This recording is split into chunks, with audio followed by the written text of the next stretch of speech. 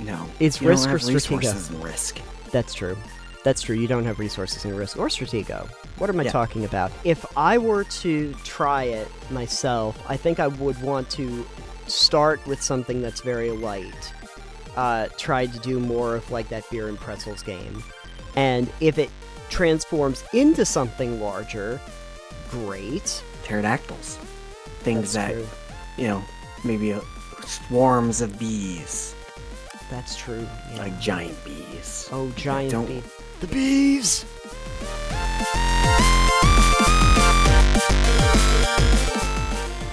Alex, how many dice do you have with you right now? Oh, I don't. You don't have any dice? I don't have any dice on me right now. Oh, see, that's what you're missing from that cabinet in the back. You should keep sets of dice on you. Yeah, Just there's need- only 3 of these you can see anyways, so dice would have to go somewhere. Probably in Oh. the spot right here. And I don't know how many in editing are showing up, so Yeah, wherever it was. If it was off screen, then that's also a thing. But anyway, hello everybody, and welcome once again to Total Purple Knockdown. I am Nathan, And I am Alex. and on this show, we have all the dice all the time. That's not true. We have no dice at all. No, there's no dice, folks. Sorry. You've come to the wrong place for dice. We're going to start things off with a mechanically speaking, and I have a little bit of bad news for you. Oh. Sorry, sad news indeed. The very legendary game designer Klaus Tuber unfortunately passed away this last week. And in case you don't know who Klaus Tuber is, he made this game called Catan, originally Settlers of Catan. I don't know if you've ever played Catan yourself. I think a couple times, yeah. Okay. But it was released back in 95, I want to say, and has been awarded, Game of the Year, Hall of Fame, Game of the Century honors in Germany and the United States, been called the perfect social game, and you've probably seen it on basically every store shelf if you've been in the game aisle in the last 20 years. The general rule set, in case you're not aware, is basically a resource management game where you use a variety of like 5 different resources in order to build roads and towns and cities and an army and everything, and try to score more points than everybody else, get to 10 victory points, and you win. It's actually far simpler than it probably looks by the board. If you look on the back of the board, it looks a little bit complex, but it's really not. I will say that it is not the first experience with Catan that I had. The first experience with Catan that I had was this, the Catan dice game. This is actually the first thing that I played, and that made me want to play this game. So, in honor of Klaus Tuber and the very legendary game that he made, I actually wanted to talk a little bit about how those mechanics translated from the original game to what it became with the dice game. So I'll just kind of go over the basic rules. Basically, you have this board. I'm going to put it up in front of my face because everybody appreciates that. It's much more interesting to look at. I'm sure you can't just find a graphic to put over the screen right now. So I could do that too, but I have the actual box, so I mean, let's use it. But anyway, so what you have is basically a hexagonal board where you have several different kinds of resource tiles, and they all have different numbers. And what you would do on your turn is you would roll a die, and whatever number comes up would actually determine which resource tiles generate resources, and players that have towns around them would then get those resources that they could use on their turn. And then there's a certain resource cost for building towns, converting them into cities, making, roads, etc. So there's a little bit of luck involved because rolling the dice is chance, but considering that you're rolling the 2, you do still have a bit of a bell curve in terms of the likelihood that things are going to show up. You have like the most likelihood of rolling like 6s and 7s, I want to say, because obviously you know how bell curve probability works. Yeah, exactly. Yeah. You have 2 dice. The mean average of it is probably what you're going to get more often than not. So certain resource tiles are usually a little bit more useful than others, and so the way that you end up playing is that you have these cards in your hand, these resource cards, and you have to utilize them to build over the course of the game. So, what happens when we do a dice game? We don't have the board, Right. obviously. What we have instead is, let me see if I can show you. We have this pad of paper. Okay. And this pad of paper is supposed to be essentially representative of your board. Mm-hmm. And then up in the top, instead of getting to 10 victory points, you have this little graph where you can write in the number of points that you get each turn until you get to the end, and you calculate up your score. And then the person with the highest score wins. So Okay. we've gone to basically a turn-based combat scenario. Combat, huh? Yeah. Yeah, well, there's no combat in Catan. I should have. I think it would be more interesting if there was. You could have your knight's army combat the other knights. Well, Steal their resources. aren't we basically just making Stratego now? Sure, we're just doing Raiders of Catan. So basically, Risk. No, It's you Risk don't or have Stratego. resources in Risk. That's true. That's true. You don't have resources in Risk or Stratego. What am I Yeah. talking about? The second one is more like a classic kind of victory point scenario where you circle the resources that you want to get and get points for largest army. And the thing that I think is really interesting, though, is the resources, because now we're basically doing this thing where we're rolling dice. That's why it's a dice game. They're going to look very similar to the resources of Catan. You've got your wheat and your wool and your bricks and your lumber and your ore. But then you also have this little sixth one right here, which is gold. So the gold had to get added in because there really are only 5 resources in the game that you're supposed to utilize in order So to they buy needed a 6th resource to utilize the 6-sided dice. The way that the gold, though, gets utilized is if you have 2 gold, when you roll your dice, you can use that as basically a wild card resource. So if you've gotten 2 gold, you can use it for whatever resource you want. It's sort of like What if I a get resource 3 gold?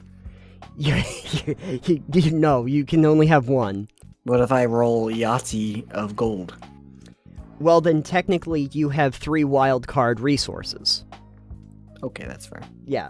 But it's interesting that you say Yahtzee, because it's actually very much based on that. You roll your dice. Oh, okay. Yeah, you roll your dice, and then you get to choose which ones you keep, and roll the other dice, and you do this the 3 times. And then after you've gotten your 3rd roll out of the way, you then look at your dice, and you determine if there's anything that you can build that you need. Your cities, your towns, and everything, and the resource cost is right up in the corner to determine, like, what dice that you want. Other thing that's interesting about this, too, is that as you build things like your knights or your towns or anything like that, they have individual point costs. So, like, if I build my first town, I get, like, 3 points, but if I build my second town, I get 4, and then the cities go up in point costs too. That's not how the original game works. The original game, cities, towns, etc., they have a set number of victory points. Yeah. So, Well, that's because you're going from having a board right. to having a travel edition. We had to take out certain elements of the actual board because we wanted to have it be portable.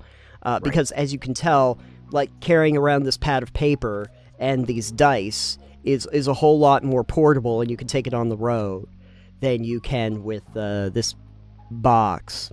I'm almost wondering, did they ever make a, like, Catan card game? I believe they did make a Catan card Okay. game.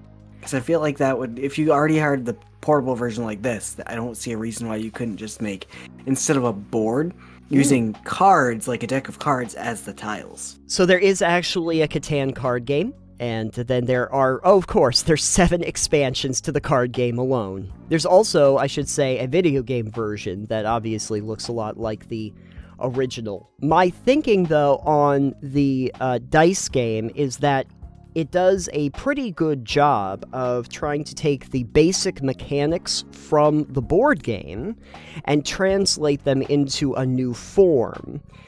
Because you still have the resources, you still have resource management and cost that's associated with it. in a smaller form. I did see one of the early reviews from like 2010, I think Rebel News, was saying that the problem was that it relied too much on chance, because in similar fashion to Yahtzee, you're basically relying on strictly the rolls of the die. The dice do get rolled in the main game, but I think because you have that bell curve probability and the fact that you get resources on everybody's turn, it's a little bit less chance-based, and you can also trade with people. Generally, your thoughts, if this is the kind of thing that would make sense if you're trying to translate a board game to a card game, what do you look for when you're seeing the translation of one sort of, tabletop game into another? I mean, they've pretty much dumbed it down a lot. They took the board out, they made it more chance-based and just like bartering. Right. And skill. The part about it being mostly by chance is legit, Right. If it doesn't have any economy that is built on trading or negotiating or anything like that, right, and it's all just based on dice rolls, then 100% it's by chance. So it doesn't make it less fun necessarily. When it comes down to a game of chance, it's roll the dice and hope you get lucky. Right. Like, in terms of the general framework of it, they took a lot of the spirit of Catan and they put it into the dice version. But I do think that one of the things that it might have lacked was that, as it says right here, it's been called, the original Catan board game was called, like, the perfect social game, and the social aspect of it doesn't really translate over to the dice version of it. So it loses that. The general spirit and framework, though, I would say does remain intact for something like the dice version. But if you're looking at it from the trading aspect and the resource management and all of that, you do lose that a bit from the original game, which I think is probably the biggest problem. Although, from the mechanics of the consumer standpoint, here's the thing. As I said, I bought the dice game, played the dice game, and then wanted to play the original. So I guess what I could say is, from a consumerist standpoint, real smart to make this dice game that looks a lot, easier to understand, so that people might go and buy the main game, because it did work for me. Yeah. I can tell you, however, having played this with people who don't like rules-heavy games, they liked the dice game, but they seem to have enjoyed the board game version more. Oh, good. So Did that help with them playing the dice game first, then? I think so. Just because they were already familiar with the resources and, the board, it doesn't automatically mean that you're going to know how to play the game, because I don't think the rules translate from one form to the other all that well, but at least you still get the idea that, I'm collecting resources so that I can build these things, so that I can get points, so that I can get the most points out of everybody else in the game. So I think in the general framework, it helps to introduce people, maybe with like the dice or the card game, if it's something more portable and easier to pick up. I think that whenever you're just moving from one medium to another, and I would consider board games and card games and dice games all very different mediums in terms of how they play, you are going to lose something in the translation. It's very hard to keep the same aspects of it from one to another. But if they were going to be the same, you wouldn't have a reason to change the format. So, right, you're gonna either lose the mechanic or you're gonna lose some feature of the game that another version would have. Exactly. Just to give a little memoriam for Klaus Tuber, I wanted to talk about. I've been meaning to talk about this for a while, and this gave me a real reason to, because I found it kind of fascinating how, the same basic game can then get translated into a bunch of different ways, even though it's not really the same game.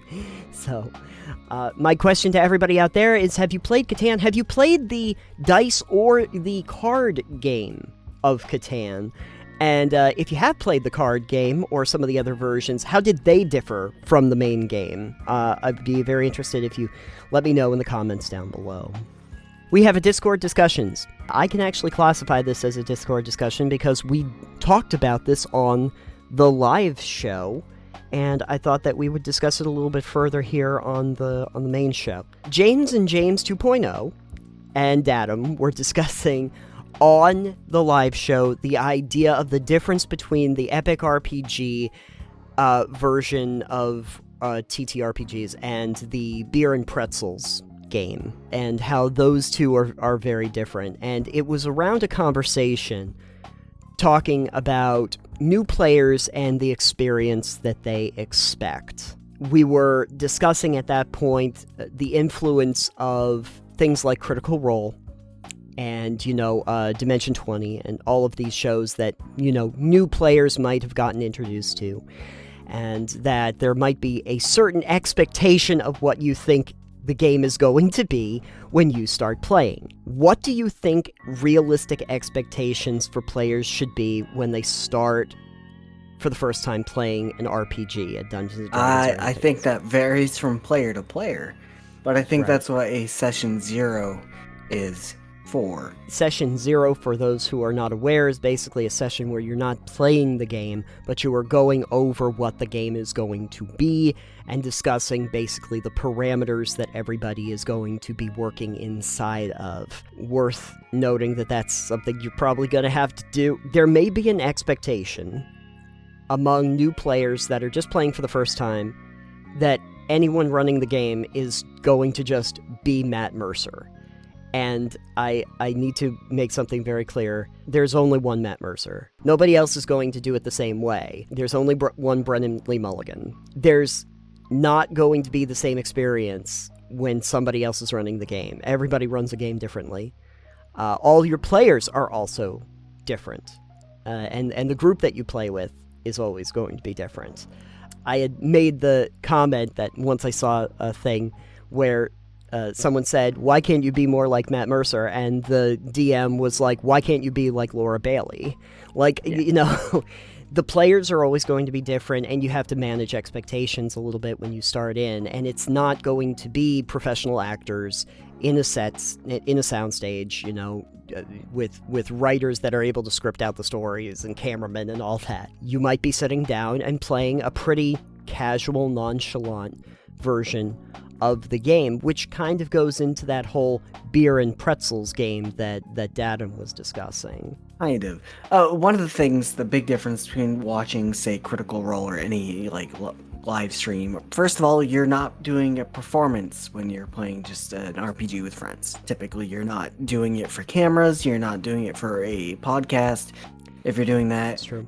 So it's going to be a lot less refined, Sure. and there will be a lot of out of character and out of action banter between players and characters and stuff. There's a lot of times, like you've played with me a few times, where it's just like, Sure. in older games I've played, it's like a lot of it is game, but then it's like something goes on, maybe you get snacks, you just have a sit down, kind of talk about something else for 10 minutes because it comes up and you guys just want to chat about it because you're all friends, hopefully. If you're playing a game. You don't see that side of gaming typically on those more produced live streams or shows. Sure.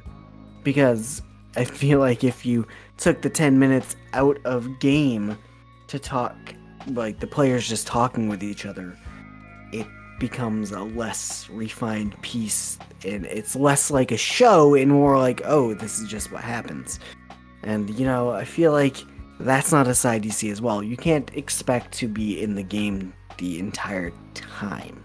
I will clarify one thing, though. I only play with enemies. I only play with my enemy. That's like a rule. I do fall into this pattern, though, that even if I'm not playing for camera, I do have a tendency to act like there's a camera. Like, for RPGs, it does feel like a performance, even if I'm not performing for anybody. For me. But you probably that already sounds like know a that. personal problem. RPG, Itis. Itis, yeah. I have RPG-itis. It's like arthritis, but it's RPG-itis. I do have a tendency to think of it as a performance, but I am fully aware that I am not going to be at a level of people that do live plays. Yeah, no. Yeah. There was that one time that I did do live plays. And when I do that, I do try to up my game just a little bit, but Oh, good. Just more extra. It's fine. just more extra as you can possibly be. There is a certain thing where I will perform characters that are extra by their very nature so that I can go bigger. I'm not good at subtle, so... Yeah, you played a ninja turtle that was glow in the dark. Yeah, I did. I played an aging rockstar bard, and I played a rainbow unicorn detective. So yes, I feel like you should try something subtle sometime. I have ideas for subtle characters. I do. At some point, maybe I'll play. At some point, maybe I'll get to play Vaughn. Vaughn is more of a subtle character. So, but I would have to be in an actual campaign that lasts for a while in order to actually play Vaughn. I just think that there is a certain case to be made for managing expectations of new players if they have only seen the performances themselves on podcast or on streaming, that you're probably not necessarily going to have that. One of the things I thought was interesting was when Datum was talking about when he was younger, he was looking for that epic RPG, and as he gets older, he kind of ends up wanting the basic beer and pretzels game that isn't taken so seriously, and you just kind of mess around in the game world. And I don't see anything wrong with that. I do think that there has gotten to be a point where everybody thinks that the epic RPG is the end-all be-all of TTRPG storytelling. And it's amazing when it happens. It's great when you can tell those stories. But there really is something wonderful and fun and cathartic about being able to play the not serious game where you're not having an epic storyline or even a cohesive storyline, and you're just messing around in a game, playing these fun characters and having a blast, not worried about like the end, the fate of the universe or anything. Well, the trick there is if you want to do both, you still can.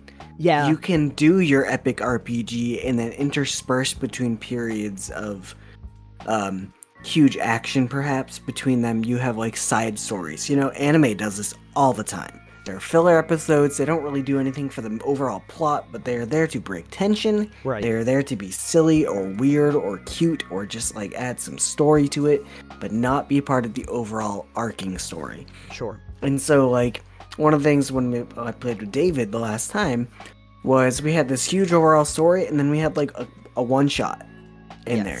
And it still was part of that story, but it was a different set of characters doing a different thing, and it just was a lull in that story to do something else. The other thing I like... Mirrorstone?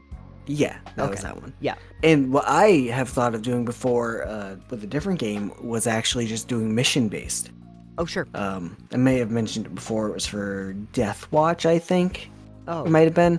But the idea was that I will, here's a bunch of different missions, and each session that we'd play would be a specific, like, this is a mission at a location, and then it's pretty much that session, and maybe the next session would take place over that mission, and then you'd break up, come back, you'd have downtime between those missions, and then go on another mission.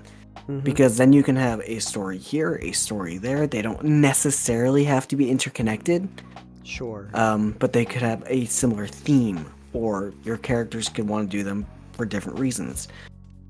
So kind of like in a video game, where you might go, cool, I've got this quest here, this quest there, that quest there. You could compartmentalize them so that you could just kind of do like, hey, we're going to do one quest in one session.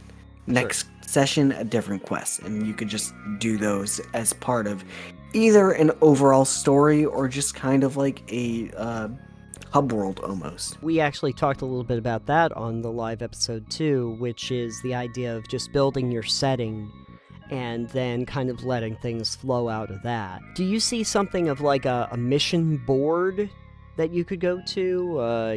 Like hero for hire sort of You could, if framework? the setting is one that would have something like that, like a D&D fantasy type setting, or you could have like a computer that has missions listed on it if you Oh, had a sure. sci-fi or something modern. Certainly. Yeah. And in case of what I was doing, it was going to be you were going to be Space Marines, so you Oh, good. basically would have just missions that were available to go on, or missions that you were dictated to go on. Okay, yeah, because I'm starting to think of like more the Witcher framework, because you're a monster hunter, you take on missions in order to, Yeah, you could do that kind do of thing that. too.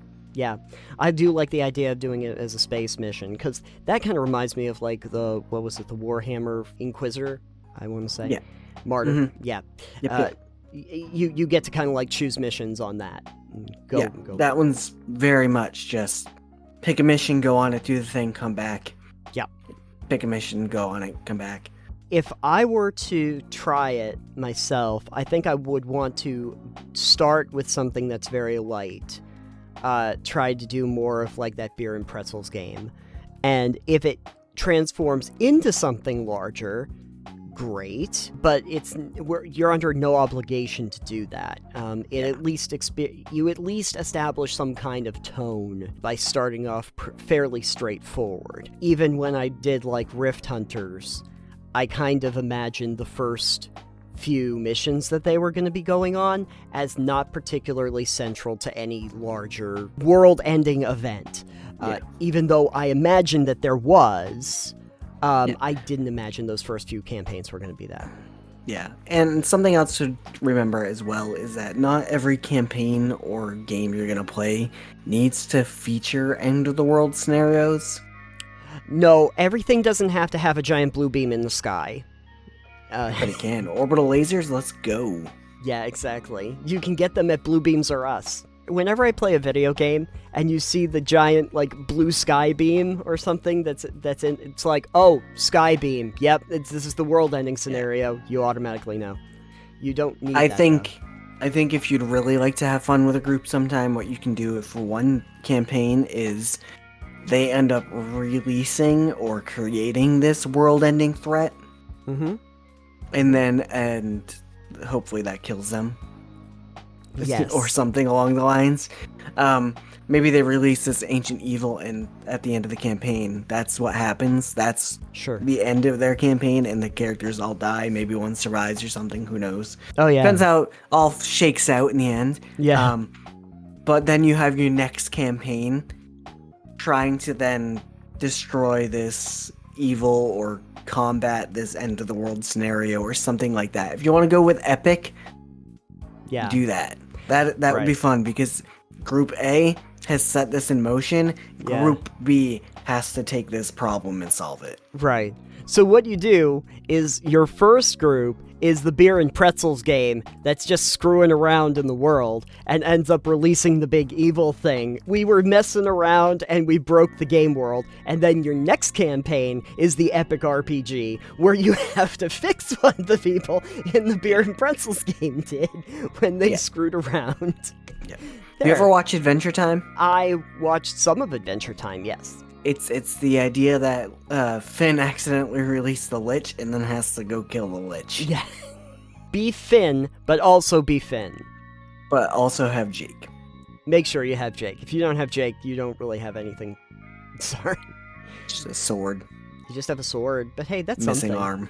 Do you like to play something that has a larger overarching, like more of an epic thematic campaign, or do you want to play something that has more of a lighthearted, not so serious kind of vibe to it? It really depends. David spoiled me the last time I actually got to be a solid player in a campaign. Yes. With a somewhat serious overall campaign. Sure. And it wasn't that there wasn't a lack of humor or anything. The humor that was there and the enjoyment from that type of thing came from our interactions as players with the world and the story that was being told. Mm-hmm. More than just a lulz haha game. Sure. But I don't mind lighthearted games either. It doesn't have to be all doom and gloom and serious, but I do like a game that is not just lol. Right. I like to play in games where it does feel like you're moving towards some sort of a goal, like there's something larger going on that you have to be aware of, but not necessarily a super serious or like the stakes have never been higher sort of thing. Yeah. And I do find that playing in the, one shots, it doesn't really matter what happens, can be a lot of fun, but I do find myself always yearning for something that's a longer campaign that I can play in, that feels like I actually get to develop my character, that I actually get to experience things over a longer period of time. But I don't necessarily think it has to be an epic RPG, and I don't really expect it ever to feel like it's literally Critical Role or something like that. I know that is not my echelon, so I wouldn't expect that from other people I'm playing with or people that are running the game. So I think it's just about managing expectations. There's a lot of new players that probably only started D&D when the 5e came out, when all of the shows and the media attention on it and the movies and everything started to release, and who probably are not aware of what the typical experience has been for people for, 50 years prior, the 40 years or so beforehand. The TLDR is go into a game knowing what your group expects and what they want to get out of the game. Yeah. And hopefully find a group that meshes well with what you are hoping for, or just a DM who's willing to teach you if you've never played, or a GM who's willing to teach you. Yeah, if you end up with somebody running the game that doesn't have any interest in teaching you the game, it's probably not the best place for you to start. You probably want to go someplace where it's more of a teaching game. And sometimes you will see specifically people running games that do it in the spirit of, I'm going to teach new players, and will make that known. But yeah, manage expectations. Understand that no, it's not necessarily going to be what you saw on the TV or on the YouTube or whatever. But that's okay, because there's still a lot of possibility that you're going to have fun, you're going to get a lot out of the experience, but you kind of have to have an open mind when you go into it. With that being said, I'm wondering what other people's experiences are and what you prefer to have. We'll continue the discussion. How serious, how epic, how small or personal do you like to have your RPG stories, and what's the best example that you've had from your personal experience? Let us know in the comments down below. Something came over my feed on Reddit from DM Academy. They keep coming in, but there's good questions here, and the question that this user asks is, what are your thoughts on flying PCs? They write, hello fellow DMs, one of my PCs wants to play a character with the ability to fly. From a world-building perspective, it would make sense, but I'm on the edge. What type of encounters can I put in to make him feel cool instead of just simply having access to higher places? How can I challenge the party when several challenges can just be trivialized by flying? Okay. Fair enough question. There are races in D&D, like the Aarakocra and the Owlin, that do fly. What do you do? How do we make PCs that fly have more agency than just getting over chasms and stuff? Well, there's a lot of different ways you can deal with that. As an example of getting away, if they're trying to get over a chasm that you want to challenge, like a couple different ways. Maybe there are predatory species in the air, pterodactyls, things That's that true. Maybe swarms of bees. That's true. Yeah. Like giant bees. Oh, giant bees. The bees. Or for instance, maybe there's a howling gale that's shooting over the chasm, and it's only able to be crossed via this bridge or some other method.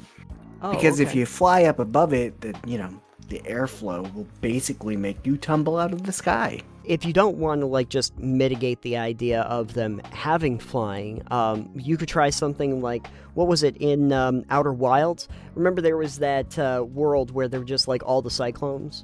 You can have just a bunch of cyclones, and then it's not just I just fly over the obstacle. I've got to maneuver through the obstacles. It's the Death Star trench run, but for your character. You now have an actual thing you've got to do. I have to run through the chasm, because the air is not actually safe. The air is not lava. The air is not lava. And, we're talking about places where you could have prismatic walls or other real big obstacles that are aerial based that might actually make the air more dangerous than if they were on the ground. I would say that having something that is aerial based would also just give the flying PCs a little bit more agency as like something to do. It's not just like a way to overcome an obstacle as like a cheesy sort of thing. You actually have a reason to have an aerial PC. Giving them reasons is a really good idea too. I like give him challenges, give him obstacles that maybe the flying PC actually can specifically deal with because they can fly. And also remember about weight limits. I think that that's important to know that, flying characters do have certain weight limits that they can carry or they can't fly so well. It doesn't necessarily have to make narrative sense to have a flying PC, but it would be really good to be able to do something with the world building where it meant something more than just... I mean, maybe. I don't think it's necessary just because your players have chosen a character that can fly. Because, as I was saying before, you don't have to have a race that can fly. You could have other abilities from either spells, magic, class abilities that can let you fly as well. My druid, at the level they were at, could fly, could turn into a bird, any type of flying animal they wanted. Let me tell you how you can trivialize combat with wild shape, flying, and call lightning. Call lightning you only have to concentrate on, and you can concentrate on a spell while in wild shape. And call lightning's range is like 200 feet. When you're flying around at bird speeds at 200 feet in the air, you're hard to hit. A little bit. And you're just calling down thunderbolts on people's heads. Certainly. At that point, from your character's perspective, you're pretty much playing like a top-down RTS. I was just kind of going, oh, that creature's big. Let's just fly out of its range and just zap it a bunch. Yeah. That was always the thing that I was thinking about. Like, if you have a flying character and the flying character could go up, when it comes to combat, anything that's a melee combatant is pretty much screwed. As long as you have some kind of range combat, At least if you're ground-based, I mean, they might be able to close the distance, but not if you're 50 feet up in the air. It's just not if you're 200 feet up in the air either. No, and they have a melee range of 5 feet. So yeah, and I've got a call lightning range of 200 feet. Yeah, exactly. So yeah, that combat was fun. I'm sure it was. Did the DM have a migraine when you did that? No, I don't think David had a migraine. Oh, okay. I think he was like, did not expect that. That is a creative way to deal with that. It was like, yeah. The one time I had to deal with flying was actually not a character that I was playing or anybody in our party. It was a dragon that we had to deal with, and none of us could actually fly. So it would have been really helpful if one of us could. But luckily, if you have spellcasters with a ranged attack, or you have, I don't know, a particular shadow monk that can shadow step onto the back of a dragon, that also helps. But in terms of a flying PC, one of the comments that was left at the top was, large chasms and high paths are still hard. Great, now you can fly and scout ahead, which means you avoid some traps, but everyone else needs to follow too. Flying enemies give them both a challenge and something only they can fight, assuming you don't have too much range. That's the other thing too. If you're in a party, you can get over some obstacles, but your party can't. I mean, it would be good if you could go over a chasm. I mean, you could use it to try and do problem solving, but I think what would happen is you have to get over the chasm, which means that you have to, bring rope or something and then tie it off or something so that the rest of your party can get across, Right. But a pitfall you want to avoid there, I think that person said, is specific encounters that only that character can deal with are not ideal. Because then you're omitting the rest of the party just because this one character can fly. Yeah. Suddenly, an aerial duel where the rest of the party is just spectating becomes a spotlight for the one character, and that might be okay once in a while because every character deserves a bit of spotlight, you know? Sure. It wouldn't be ideal to have that kind of thing happen often. Right. One of the easiest ways I think you can deal with this is have archers or some other kind of ranged combatant, spellcaster, something like that. And then chances are, from a logical standpoint, the archers or spellcasters, anything with a range, will probably be targeting the character that is flying. Um, I would imagine that in general, unless there's something more immediate, the character that's flying they'll know is going to be their job. And so, you have a volley of arrows headed toward that one character. Sure. They've become a There's- target. They're drawing There's armor. always a difference between intelligent NPC enemies versus non-intelligent NPC enemies, because intelligent ones are going to go after who they think is a threat. Right. A lot of times. They don't necessarily have to, but like in my mind, intelligent enemies, spellcasters, people with bows, just smart Mm-hmm. enemies are going to go after the people that look the weakest. Or they're going to go after the people they view as the biggest threat. Do you know who you go after in a video game first? You go after the little plebs.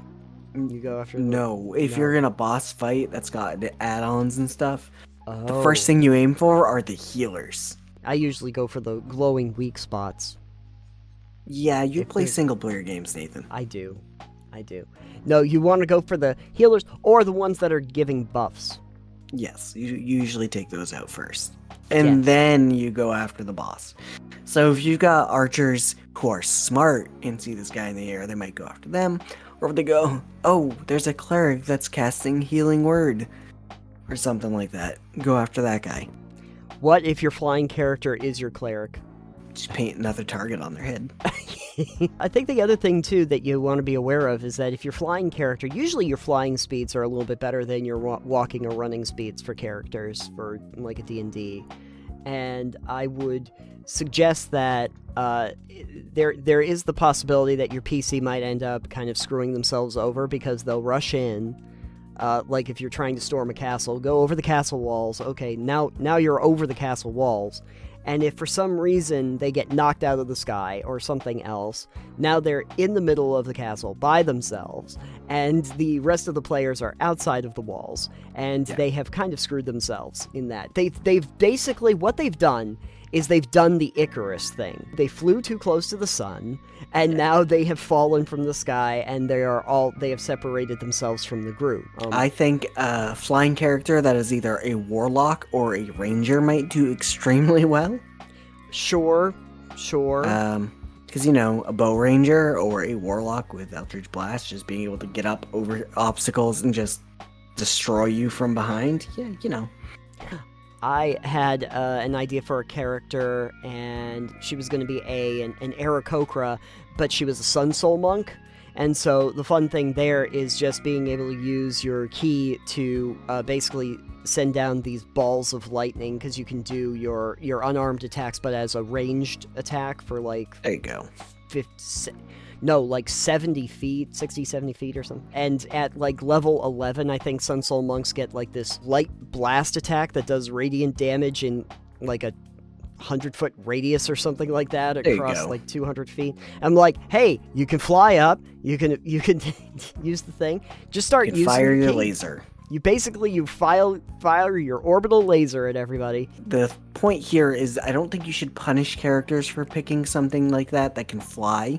Sure. Like, they shouldn't just be punished out the gate for it, because that's not cool. Right. But at the same time, they should be well aware that if they are abusing their flight to do things and single themselves out by being the only character that can fly, then that comes with the added opportunity of enemies to attack them while they are separate from the party. I think it'd be even funnier if you did like a paladin in heavy armor that was near like a flying class, and then they just couldn't fly because they're wearing too much armor. They're wearing too much armor, yeah. Or like a tower shield and plate mail wearing fighter with a great sword. You do a barbarian though, fast movement, light armor, or no armor, flying rage. Flying rage, yeah. You can fly into rage. I don't necessarily see the problem with PCs that want to fly, but it would be good if there was more to them than, just flying around. I think that there's the possibility, too, that you can miss a lot of encounters that you would normally see when you're on the ground, different sorts of things that might be fun for characters to enjoy, like traps or puzzles that they would be able to engage with that you might actually just literally fly over if you have a flying character. So I don't know if even from their perspective that would necessarily be fun, because you might miss a lot of the fun parts. So the question that I would ask everybody else is, have you had a flying PC in your party, and how did that go? Because I'm sure we have a whole wide range of possibilities there. All right, Alex, well, I think it's time for us to fly on out of here. Oh boy, I thought I was going to fly into a rage again. You were? That's great. Maybe. Who knows? Is that your next character is going to be a flying barbarian? My next character? Yeah. Probably not. I don't know. Maybe I like barbarians. They can be fun. Barbarians are something. They've got a lot of interesting subclasses. Sometime we'll go over those. But anyway, until we can get our barbarian on, please enjoy a lot of our other content for Total Pebble Knockdown. Alex, where could they go for that? If you would like to find all our other content on Total Pebble Knockdown, please head over to TotalPebbleKnockdown.com. When you go over there, you can find a bunch of stuff on our Patreon. Additional and early releases are over there. You can find all of our other projects like Titanium Mine and Creatures are over on that site as well. You can also find us on every podcast app known to mankind, including Anchor, which is where we are based out of, but it's actually now... Yeah, it's Spotify for podcasts now. Yes. But people used to know it as Anchor. The podcast app formerly known as Anchor. You can rate and review and subscribe at all of those places. That would be terrific. You can also find us on social media. I am at Titanium. I'm at EXP Limited, and our show is at Pebble Knockdown. So please come and join us over there. Continue the conversation. And for all of us, too, here at Total Pebble Knockdown, not so live. Total Pebble Knockdown Studios. For the three at Total Pebble Knockdown Studios. Thank you for joining us. You've just gotten pebbled. I have to get a catchphrase. I don't know what it is. No. Pebble you later. Well, Pebbles out. Total Pebble Seacrest out. Perfect. There you go. Great. See you later, everybody.